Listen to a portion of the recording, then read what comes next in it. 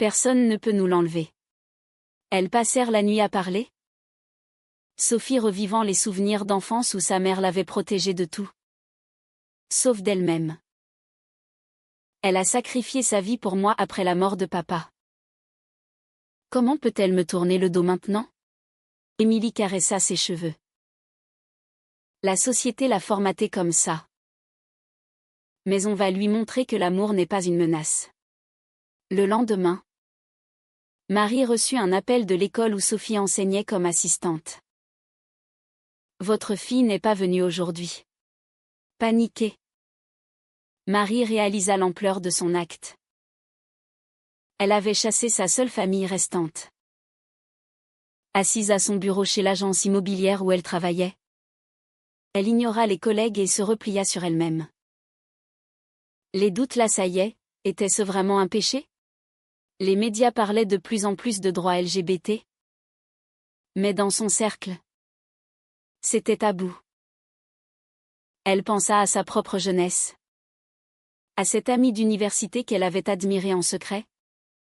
Un sentiment qu'elle avait enterré profondément. Sophie, de son côté, décida de ne pas se laisser abattre. Elle envoya un message à sa mère, « Je t'aime toujours. J'espère que tu changeras d'avis. » Pas de réponse. Émilie la poussa à contacter des associations LGBT pour du soutien. Elles allèrent à une réunion à la Maison des femmes, où Sophie rencontra d'autres femmes dans des situations similaires. Ma famille m'a reniée, mais j'ai reconstruit ma vie, partagea une femme plus âgée. Cela donna de l'espoir à Sophie, mais aussi une colère sourde contre les normes qui brisaient des liens. Marie, rongée par la culpabilité, appela Philippe. C'est vrai? Sophie est avec une femme. Son frère explosa, coupe les ponts. Ou tu perds tout. Marie raccrocha. Tremblante. Elle savait que l'héritage était sa bouée de sauvetage, sans lui. À 52 ans, recommencer serait dur. Mais les nuits blanches la hantaient. Imaginant Sophie seule dans la rue. Finalement, elle envoya un message, « Reviens à la maison. On en parle. » C'était un pas timide. Mais pour Sophie, c'était une lueur. Cependant, quand Sophie revint, la discussion tourna au vinaigre. Marie posa des conditions, pas d'Émilie ici. Et tu vas voir un thérapeute pour guérir, point. Sophie, outrée, refusa. Ce n'est pas une maladie. Elles crièrent. Des mots blessants fusèrent. Marie accusa Émilie d'avoir corrompu sa fille. Sophie défendit son amour comme naturel. La porte claqua à nouveau. Mais cette fois, c'était Sophie qui partait. Déterminée à ne plus revenir sans acceptation totale. Les semaines passèrent. Et Paris semblait plus froid pour Marie. Elle errait dans les rues du 16e arrondissement, évitant les regards des voisins qui murmuraient déjà. Les ragots se propageaient dans leur cercle bourgeois, la fille de Marie est lesbienne. Elle se sentait jugée. Isolée. Au travail, ses performances chutèrent, elle vendait moins d'appartements. Son patron l'a mis en garde. Concentrez-vous. Marie. Mais comment? Quand son esprit était hanté par l'image de Sophie. Sophie, installée chez Émilie, trouva un job temporaire comme barista dans un café du Marais. C'était loin de ses rêves d'enseignante, mais ça payait les factures. Émilie, avocate spécialisée en droits humains, la soutenait financièrement et émotionnellement. On va se marier un jour? Et ta mère regrettera, disait-elle avec un sourire forcé. Mais en privé. Émilie luttait contre ses propres démons, une famille immigrée qui l'avait acceptée à contre-cœur. Mais avec des conditions. Ne ramène pas de honte, lui avait dit son père. Marie décida d'agir. Elle contacta un prêtre de leur paroisse, le père Laurent, un homme d'une 60aine d'années aux idées traditionnelles. Ma fille est perdue dans le péché, confia-t-elle. Le prêtre hocha la tête. La Bible est claire. Priez pour elle. Et insistez pour qu'elle revienne au droit chemin. Cela renforça Marie. Mais au fond, elle doutait. Elle lisait en secret des articles en ligne sur l'homosexualité, découvrant des témoignages de parents qui avaient évolué. Une nuit, elle pleura en pensant à Sophie enfant, si innocente. Sophie et Émilie affrontèrent leur premier grand test quand Émilie fut promue au cabinet. Une soirée de célébration fut organisée, et Sophie y alla. Fière. Mais un collègue d'Émilie, homophobe notoire, fit une remarque blessante. C'est contre nature? Non. Émilie le remit à sa place. Mais Sophie rentra blessée. Partout, on nous juge. Cela raviva sa douleur pour sa mère. Elle envoya une lettre manuscrite. Maman, souviens-toi de nos voyages en Provence. L'amour n'a pas de genre. Marie reçut la lettre et fondit en larmes. Elle se rappela ces moments heureux, avant que la société ne les sépare. Impulsivement, elle appela Sophie. Viens dîner seule. Sophie accepta, espérant un progrès. Le dîner fut tendu, Marie évita le sujet. Parlant du temps, du travail. Puis, elle lâcha, j'ai vu le prêtre. Il dit que tu peux changer. Sophie se leva. Je ne changerai pas. Accepte-moi ou perds-moi. Elle partit, laissant Marie effondrée. Philippe apprit la rencontre et débarqua chez Marie. Tu la laisses revenir? Tu es folle. Il menaça de couper les fonds immédiatement. Marie, paniquée, céda partiellement, je ne la vois plus. Mais intérieurement, elle bouillonnait. Pour la première fois, elle questionna l'autorité de son frère. Et si c'était ta fille? Philippe rit. Je l'aurais envoyée en cure. Cela la révolta. Sophie, de son côté, rejoignit un groupe de soutien LGBT où elle rencontra Claire, une femme de 30 ans qui avait vécu un rejet similaire. Claire devint une amie, partageant des histoires de résilience. Ma mère a fini par venir à mon mariage. Cela inspira Sophie à persévérer. Émilie, jalouse au début de cette nouvelle amitié, réalisa que c'était nécessaire. On a besoin d'alliés. Marie, isolée, commença à fréquenter un café anonyme près de chez elle. Là, elle overheard d'une conversation sur les droits gays. Curieuse, elle acheta un livre sur le sujet. Les pages la choquèrent, des études scientifiques affirmant que l'orientation sexuelle est innée. Elle repensa à Sophie petite, jouant avec des garçons et filles indistinctement. Était-ce un signe qu'elle avait ignoré? Un soir, Sophie et Émilie se disputèrent. Ta mère te manque? Et ça nous affecte, dit Émilie. Sophie admit, oui. Mais je ne sacrifierai pas notre amour. Elles se réconcilièrent, plus fortes. Mais le lendemain, un appel de l'hôpital, Marie avait eu un malaise. Probablement stress. Sophie accourut. Émilie à ses côtés. Marie. Alité. Murmura, je suis désolée. C'était un tournant. Mais fragile. Philippe. Informé.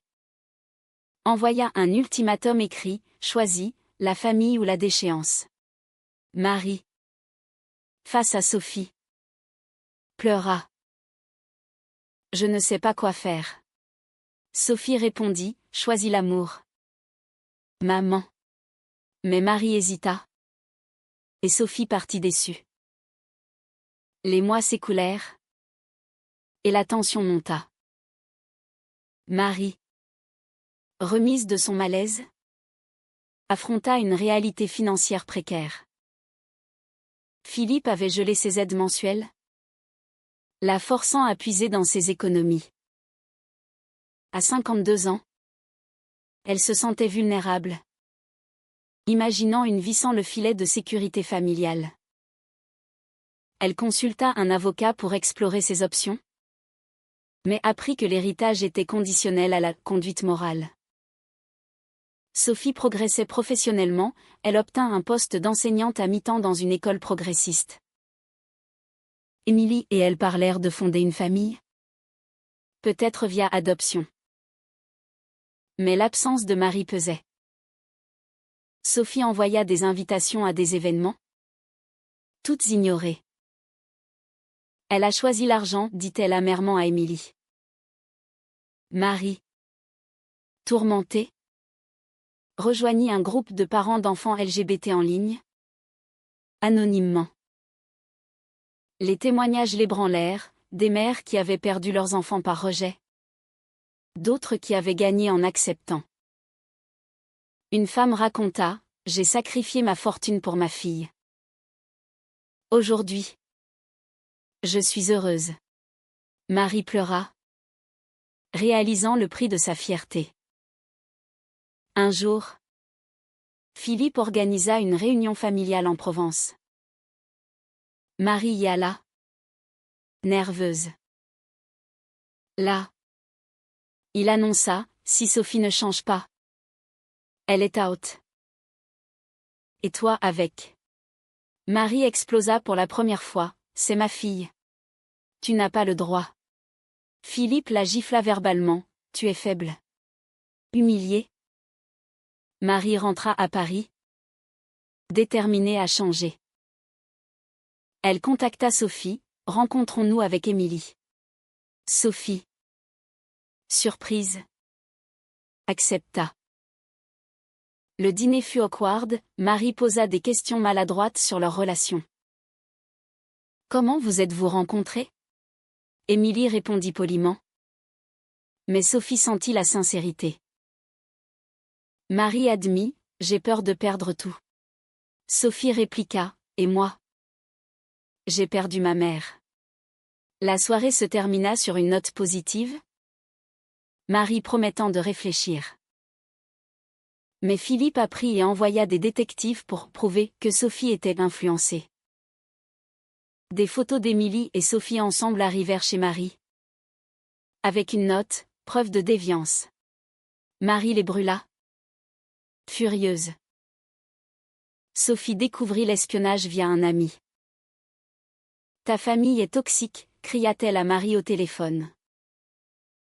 Marie défendit, c'est Philippe. Pas moi. Mais la confiance était brisée. Émilie conseilla, coupe les ponts avec eux tous. Marie affronta Philippe en personne. Arrête ça. Ou je révèle tes secrets. Philippe. Bluffé. Recula temporairement. Marie gagna du temps. Mais le stress la rongeait. Sophie et Émilie décidèrent de se fiancer secrètement, échangeant des anneaux dans un parc. Pour nous, dit Émilie. Sophie pleura de joie. Mais pensa à sa mère. Marie. Apprenant les fiançailles via un poste social, eut un choc. Elle appela, félicitations. Sophie. Émue, vraiment? Marie, je veux être là. Mais Philippe intervint, menaçant de procès pour l'héritage. Le climax approcha quand Marie fut invitée au mariage symbolique. Elle hésita, pesant le pour et le contre. Finalement, elle y alla, défiant Philippe. À la cérémonie intime, elle serra Sophie dans ses bras. Je t'aime tel que tu es. Mais le lendemain, Philippe coupa tout. Marie se réveilla dans un appartement vide de souvenirs familiaux. Philippe avait tenu parole, plus d'argent, plus de contacts. À 52 ans, elle chercha un nouveau job, acceptant un poste sous-payé comme assistante.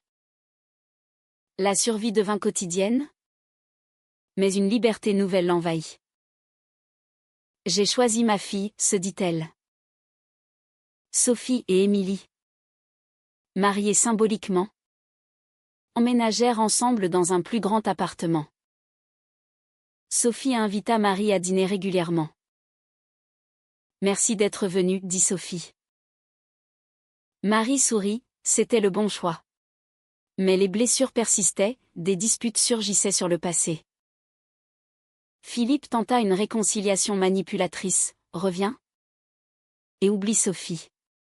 Marie refusa, non. C'est toi la honte. Il la déshérita officiellement, la laissant sans rien. Marie rejoignit des associations LGBT comme volontaire, aidant d'autres parents. Elle rencontra des histoires similaires, trouvant un but. J'ai payé cher. Mais ça valait la peine, confia-t-elle à un groupe.